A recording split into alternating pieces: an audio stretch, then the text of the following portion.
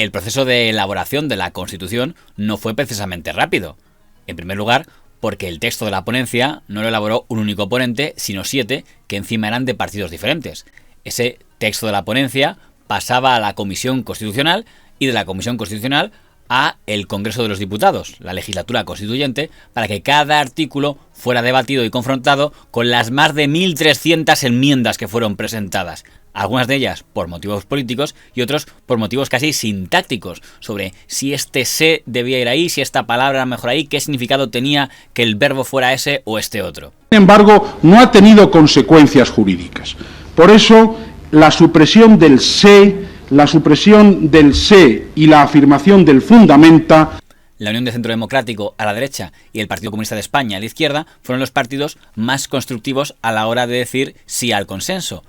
Alianza Popular y el Partido Socialista Obrero Español también apoyaron el consenso, aunque dejando ver más reservas. En una situación intermedia, Convergencia Democrática de Cataluña y el resto de partidos, incluyendo los del Grupo Mixto, con sus cataratas de enmiendas a cada artículo. Y probablemente uno de los artículos que más enmiendas iba a provocar era el artículo número 2, el que hacía referencia a las llamadas nacionalidades. De acuerdo al texto inicial, es decir, el texto que elaboran los 7 ponentes, era: la Constitución se fundamenta en la unidad de España y la solidaridad entre sus pueblos y reconoce el derecho a la autonomía de las nacionalidades y regiones que la integran. La introducción de la palabra nacionalidad es un gesto cargado de gran intencionalidad política, como todo el mundo sabe. Yo diría que es una muestra de realismo. Quizá el punto más destacado del artículo número 2, tal como figuraba en el anteproyecto, el que fue filtrado primero en Cuadernos para el Diálogo y el Diario El País, luego a Leguin y que sale publicado el 5 de enero en el Boletín Oficial del Estado, es que en él no figura lo que es España. Se habla de que hay nacionalidades, pero en ningún momento se refieren a España ni como nación ni como Estado. La referencia a las nacionalidades contaba con la oposición directa del ponente don Manuel Fraga Iribarne, de Alianza Popular, pero con el apoyo de los representantes de la izquierda. Los ponentes de la UCD, que consideraban vital que Convergencia figurara como coautor del texto de la ponencia, votaron junto con la izquierda a favor del término nacionalidades. Pero la batalla no había acabado ahí, porque una cosa era la ponencia y otra cosa era el Congreso de los Diputados. Alianza Popular presentó hasta 4 enmiendas a la redacción del artículo 2 de la Constitución. También lo hizo un diputado del Grupo Mixto, el señor Ortiz Bordás, antiguo franquista que se presentó en solitario por Castellón y logró ser elegido diputado, forzando por tanto un debate sobre esa redacción. Mi segunda enmienda es suprimir la fórmula y nacionalidades. Y Dios quiera que los constituyentes del 78 no constitucionalicen el problema de las nacionalidades y no resuelvan el problema del derecho a la autonomía de las regiones españolas. Yo me siento, y lo vuelvo a repetir, ligado a mi terruño, que es Galicia. Pero creo firmemente en la nacionalidad española porque no hay más nación que España. No es solo que apareciera la expresión nacionalidades, sino que no aparecía el término nación española. Este extremo es un extremo que entiendo decisivamente importante para saber qué es lo que en definitiva se pretende al introducir el término de nacionalidad.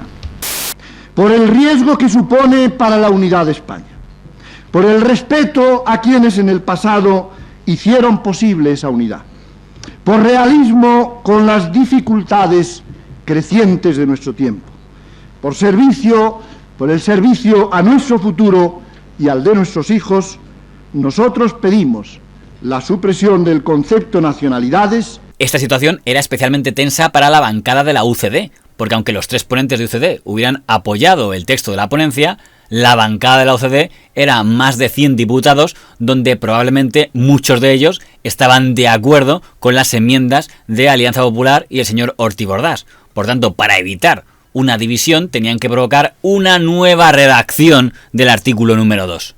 Estamos introduciendo ahora otro concepto que se ajusta a la realidad española, que es el concepto de nacionalidades, que significan, como he dicho, ni más ni menos que un principio de autoidentificación y el reconocimiento de formaciones sociohistóricas que se designan como nacionalidades y se designan así, señor de la Fuente, con eco popular. Y eso no puede olvidarse en un momento de debate político y en un momento en que se está tratando de dar a España una nueva Constitución.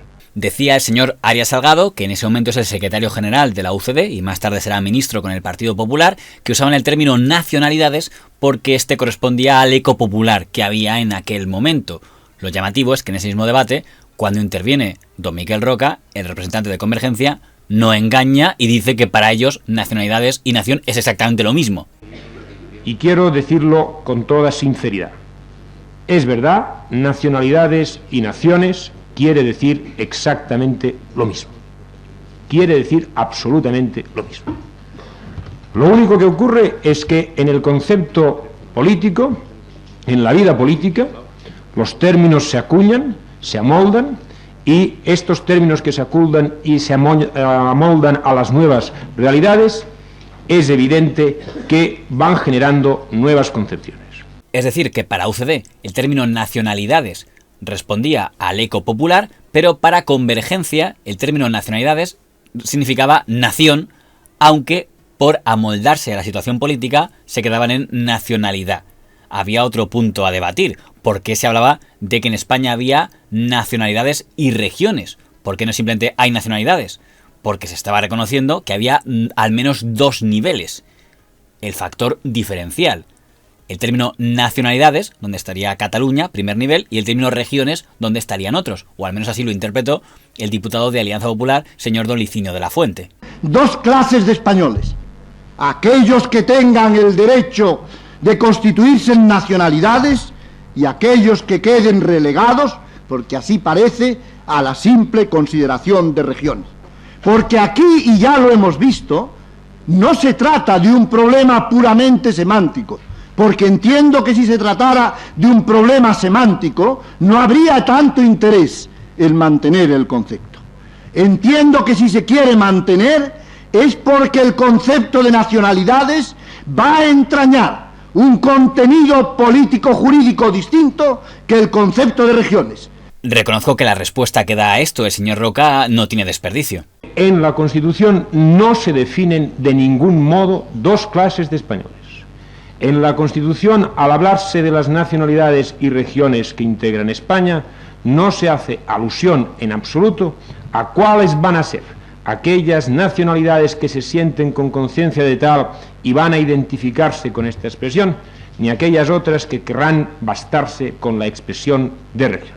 Es decir, que no se puede interpretar que lo que se pretende es que se diga que hay una categoría 1 de nacionalidades donde estaría Cataluña y una categoría 2 de regiones donde estaría Aragón, porque el artículo 2 no dice a quién se refiere. Dice hay nacionalidades y hay regiones, pero no dice quién es quién.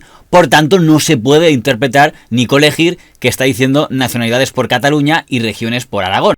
En definitiva, la nación no es un concepto unívoco, es un conjunto de clases sociales en movimiento, un bloque en el que desempeña un papel fundamental la estructura interna, pero también la relación de todas ellas con un bloque exterior. La UCD tenía un argumento para dejar mal a los autores de las enmiendas, que era recordar que todos ellos estaban vinculados con la dictadura franquista, una dictadura que no había contribuido precisamente a mejorar la relación entre los pueblos de España. Que el régimen, por su centralismo inherente, no resolvió la diversidad de España, que negó la existencia de un conflicto real y que ello ha contribuido hoy a exacerbar el problema.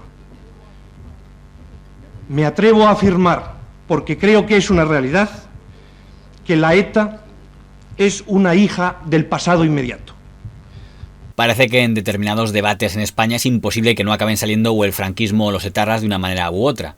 El secretario general de la UCD acaba de decir en un debate para hablar del término nacionalidades que no haber abordado eso en su momento es lo que había provocado la existencia de ETA, o como se decía entonces la ETA, lo que inmediatamente provoca que los representantes de Alianza Popular, muchos de ellos ministros durante la dictadura franquista, se defiendan. Y yo tengo que decir, señores, que tengo el orgullo de haber servido como ministro en el régimen de Franco y que me duele profundamente que para defender determinadas posturas se tenga que estar ofendiendo, desnaturalizando y tratando injustamente lo que ese régimen ha hecho en España, cuyo balance todavía es pronto para que podamos conocer, pero que yo apelo al juicio de la historia para que lo haga, y en relación con el País Vasco, yo quisiera que los vascos, y muchos de ellos lo entienden, reconocieran el estado de prosperidad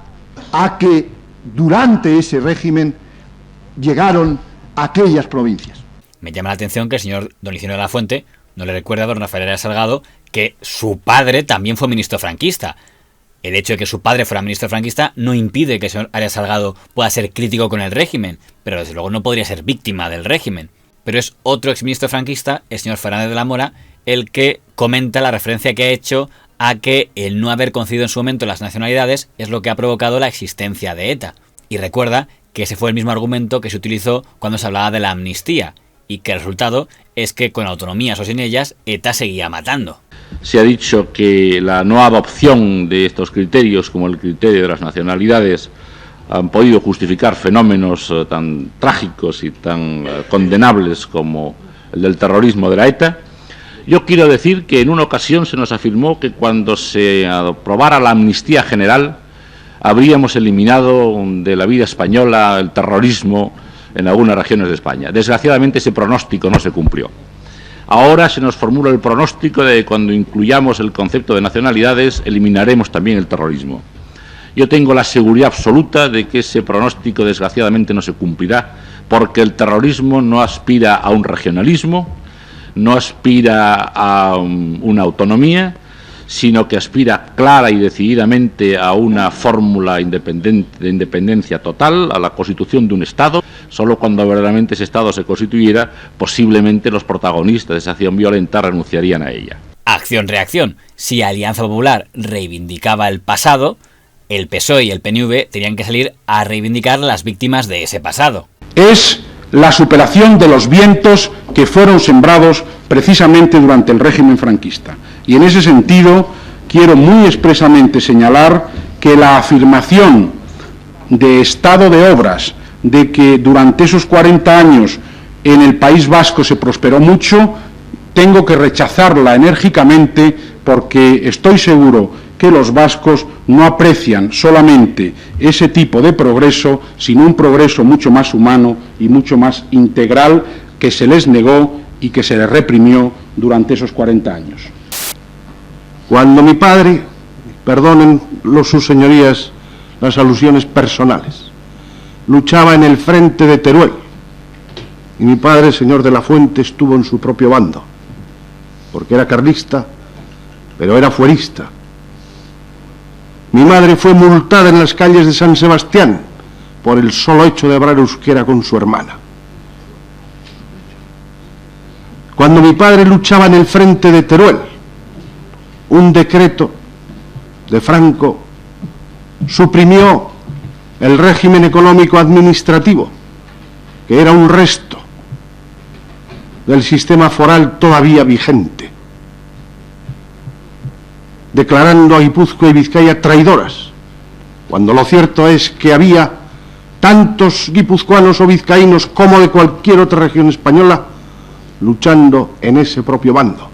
Al final, el Partido Socialista Obrero Español, don Gregorio Pérez Barba, estableció el punto de equilibrio. En nuestra enmienda, que se hablara de nacionalidades, pero también se hablará de nación española. Es más, nación española indisoluble. damos por sentado que España como nación existe antes de la Constitución. España como nación es un hecho anterior, es un hecho de mucho tiempo. Y el texto definitivo fue el siguiente.